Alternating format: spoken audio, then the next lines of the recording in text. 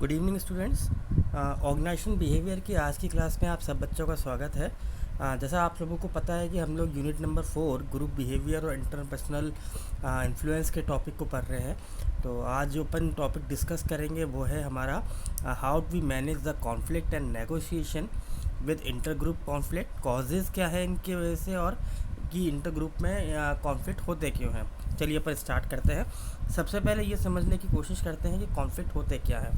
तो when ever जब भी कभी टू इंडिविजुअल्स बातचीत करते हैं अलग अलग तरीक़ों से तो कॉन्फ्लिक्ट अराइज होने शुरू हो जाते हैं।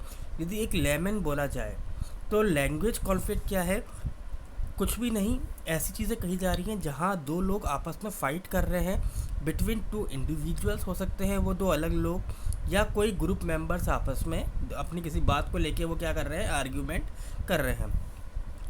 तो क्योंकि एक बात बहुत सीधी सी है कि दो अलग अलग लोग एक जैसी सोच नहीं रख सकते और उनके बीच में कहीं ना कहीं थिंकिंग डिफरेंस तो होना स्वाभाविक सी बात है।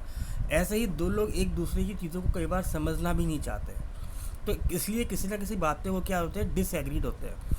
तो जब भी दो इंडिविजुअल लोगों के बीच में डिसएग्रीमेंट होता है तो वहाँ पर कॉन्फ्लिक्ट या फाइट होना नॉर्मल सी बात कही जाती है। तो कॉन्फ्लिक्ट क्यों अराइज होता है, जब दो लोगों के बीच में वैल्यूज़ में डिफरेंस हो, उनकी ओपिनियन में डिफरेंस हो, उनकी नीड में डिफरेंस हो, उनके इंटरेस्ट एरिया में डिफरेंस हो, या फिर वो एक दूसरे की बात को समझना नहीं चाह रहे या कोई मिडिल कोई रास्ता नहीं यूज़ करना चाह रहे, तो कॉन्फ्लिक्ट होना स्वाभाविक सी बात मानी जाती है।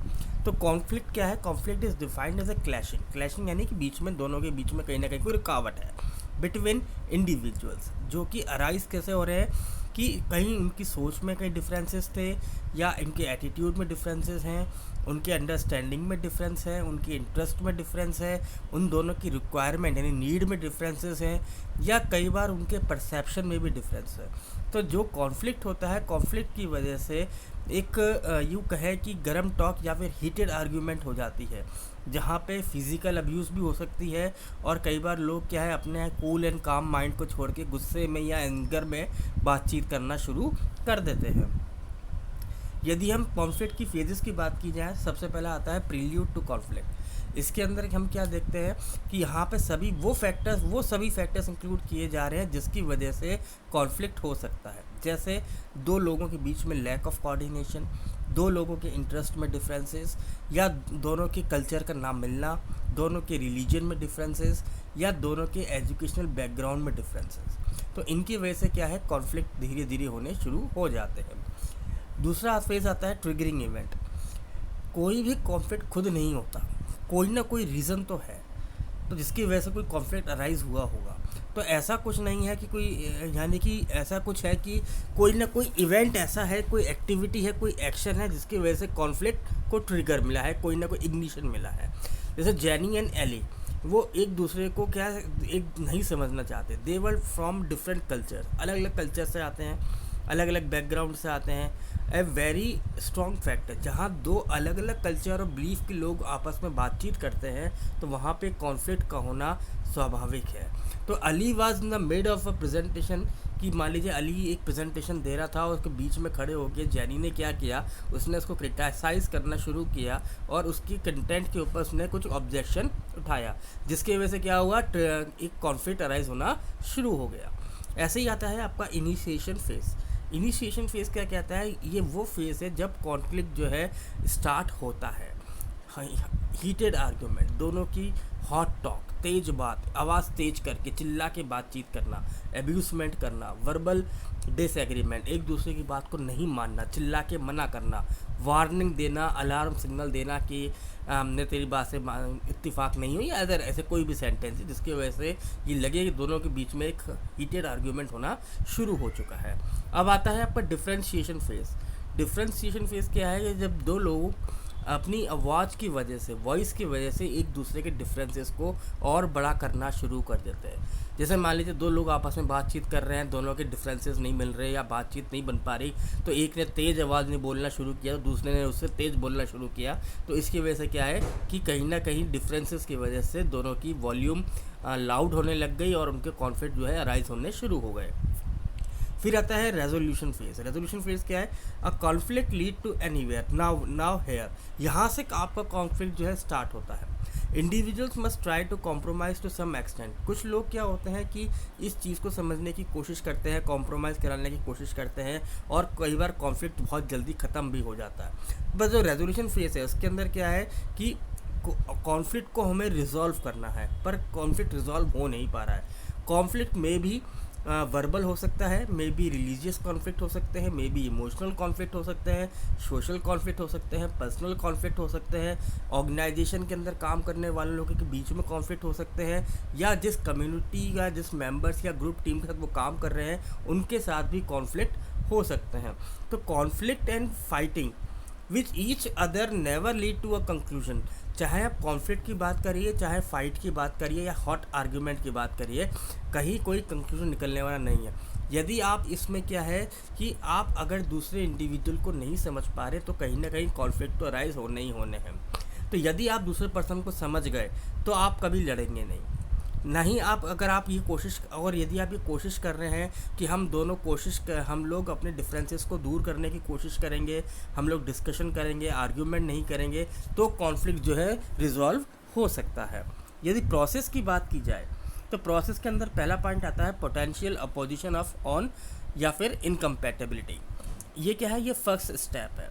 इसके अंदर क्या है कि यहाँ पे कोई ऐसी कंडीशन है या ऐसा मानिए कि कोई अपॉर्चुनिटी क्रिएट हो रही है जहाँ पे दो लोगों के बीच में कॉन्फ्लिक्ट अराइज होने वाला है। तो यहाँ पे क्या है, जो कंडीशन या कैटेगरी हम मानते हैं वो 3, जैसे कम्युनिकेशन, लैक ऑफ कम्युनिकेशन की वजह से दो लोगों के बीच में कॉन्फ्लिक्ट अराइज हो जाए, स्ट्रक्चर की वजह से, या फिर पर्सनल वेरिएबल की वजह से भी क्या है कॉन्फ्लिक्ट अराइज हो सकता है। थोड़ा इसको एक्सप्लोर करते हैं। कम्युनिकेशन क्या है कि मान लीजिए कोई डिफरेंट वर्ड्स हैं जो हमने बोले, या हमने कोई जार्गन यूज़ किया, या हम लोग जो इन्फॉर्मेशन शेयर करने वाले थे वो इनसफिशिएंट थी, या प्रॉपर प्रूफ के बिना हम कोई स्टेटमेंट दे रहे हैं और इन्फॉर्मेशन को पास ऑन कर रहे हैं, जिसकी वजह से कॉन्फ्लिक्ट अराइज हो सकता है। तो चाहे बहुत ज़्यादा कम्युनिकेशन किया जाए या बहुत कम, कॉन्फ्लिक्ट अराइज हो सकता है। ऐसा ही स्ट्रक्चर क्या है कि यहाँ पे जैसे हमने कोई साइज़ या कोई स्टेटमेंट हम दे रहे हैं जो स्पेशलाइज किसी बात पर्सन पर है, क्या किसी एक्टिविटी पर है, और कोई ग्रुप मेंबर्स के बीच में है, या फिर कोई जुडिशियल स्टेटमेंट हो रहा है, या कोई क्लियरिटी नहीं हो रही चीज़ों की, या फिर हमें अपने गोल्स के बारे में क्लैरिफाई नहीं है। समटाइम्स ऑर्गेनाइजेशन के अंदर लीडरशिप स्टाइल की वजह से भी कॉन्फ्लिक्ट अराइज होते देखे गए हैं, या फिर आप किसी ऑर्गेनाइजेशन में काम कर रहे हैं तो जो आपकी एक्सपेक्टेंसी लेवल था उसके अकॉर्डिंग आपको क्या है रिवॉर्ड नहीं मिला, तो भी कॉन्फ्लिक्ट अराइज हो सकते हैं। फिर आता है आपका पर्सनल वेरिएबल। पर्सनल वेरिएबल क्या कहता है कि इसके अंदर कुछ पर्सनैलिटी आ रही है। जैसे मान लीजिए एक इंडिविजुअल्स हैं जो कि एक अथॉरिटेरियन या डॉगमेटिक पर्सनैलिटी के हैं, यानी कुछ कह सकते हैं क्लोज माइंडेड भी हैं, ओपन माइंडेड भी हो सकते हैं, या वो लोग हैं जो अपने पास अथॉरिटी रखना चाहते हैं। तो इसकी वजह से भी क्या है कॉन्फ्लिक्ट अराइज हो सकते हैं। तो एक दूसरा जो रीज़न समझ में आता है आपके इसमें, वो है आपका वैल्यू सिस्टम। वैल्यू सिस्टम क्या है कि दो लोगों के बीच के जो वैल्यूज़ है, जो उनको शुरू से आदर्श दिए गए हैं, जो बिलीफ है उन लोगों के, उनके बीच में कोई डिफरेंसेस हों। तो कई बार क्या है वैल्यू डिफरेंसेस की वजह से क्या है कि कुछ इश्यूज़ ऐसे होते हैं जो कि हॉट आर्ग्यूमेंट का रूप ले लेते हैं, जैसे प्रीजुडिसाइड डिसएग्रीमेंट। और क्या मान लीजिए कि कोई पर्सन कहता है कि मैंने बहुत ज़्यादा कंट्रीब्यूशन किया है, पर दूसरा इस बात को मानने को तैयार नहीं हो रहा, या ऐसा लगता है कि मान लीजिए किसी पर्सन को रिवॉर्ड मिला पर दूसरा ग्रुप मेंबर इस चीज़ के लिए क्या है डिसएग्री है कि नहीं, इसको रिवॉर्ड नहीं मिलना चाहिए था। तो जब भी वो आपस में मिलेंगे तो कहीं ना कहीं दोनों के बीच में कॉन्फ्लिक्ट अराइज हो जाएंगे। फिर आता है स्टेज नंबर 2। स्टेज नंबर 2 में कौन सा प्रोसेस आता है, कॉग्निशन एंड पर्सनलाइजेशन। तो conflict must be perceived by the parties to it whether or not conflict exist is a perception issue. तो जो कॉन्फ्लिक्ट है वो हमेशा क्या है कि कहीं ना कहीं आपका जो परसेप्शन है उस तक आपका प्रॉपर मीनिंग ना निकाल पाने की वजह से भी कॉन्फ्लिक्ट अराइज हो सकता है। If no one is aware of a conflict, मान लीजिए कोई कॉन्फ्लिक्ट के बारे में किसी को पता नहीं है, बट फिर भी वो किसी बात के लिए डिसएग्रीड है, तो कॉन्फ्लिक्ट अराइज होगा ही होगा। तो because conflict is perceived not means that is personalised. तो कॉन्फ्लिक्ट किसी पर्सन की खुद की कोई निजी चीज़ नहीं है। जहाँ भी कहीं कोई डिफरेंसेस आते हैं, जहाँ सोच अलग होती है, कोई परसेप्शन, मेरा परसेप्शन अलग है किसी चीज़ को देखने का और आपका परसेप्शन अलग है देखने का। तो यदि हम दोनों के परसेप्शन में अंतर आ रहा है तो हमारे बीच में कॉन्फ्लिक्ट तो अराइज होगा ही होगा। तो हम इसको एक एग्जांपल से समझते हैं। The person A may be aware that कि B and A are in a serious disagreement, but it may not make a tense or nation that it may have no effect whatsoever on A affection towards B। मान लीजिए A और B दो लोग हैं और A को क्या है B से अफेक्शन भी है, बट क्या है कि कहीं ना कहीं कभी कभार कुछ सीरियस डिसएग्रीमेंट या डिफरेंसेस की वजह से ए और बी एक दूसरे को समझना नहीं चाहते।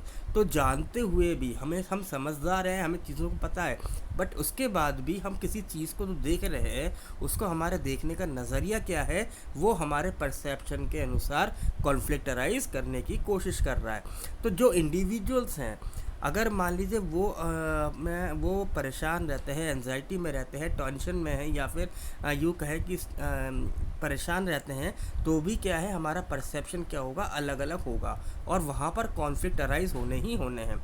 और यदि स्टेज 2 की बात करें कि जहाँ पे जो पार्टीज़ हैं वो डिसाइड क्या करती है कि what the conflict is about, कि किस कारण से कॉन्फ्लिक्ट अराइज हुआ है, पहले हमें ये देखना चाहिए। तो इसके लिए ज़रूरी है कि पहले ये समझ लें कि जो कॉन्फ्लिक्ट है वो किसी की भी पर्सनल चीज़ नहीं है, वो हमारे बीच में शायद कहीं ना कहीं परसेप्शन गैप है, जिसकी वजह से हम लोग दो लोग जो है किसी एक बात को मानने को तैयार नहीं हो रहे, इसलिए हमारे क्या हो रहे हैं, कॉन्फ्लिक्ट अराइज हो रहे हैं। तो स्टूडेंट्स, होप कि आपको ये टॉपिक समझ में आया होगा। इस टॉपिक के बाद अपन कंटिन्यूशन में ही आगे पढ़ेंगे, जो पूरा प्रोसेस है इसका। Thank you very much.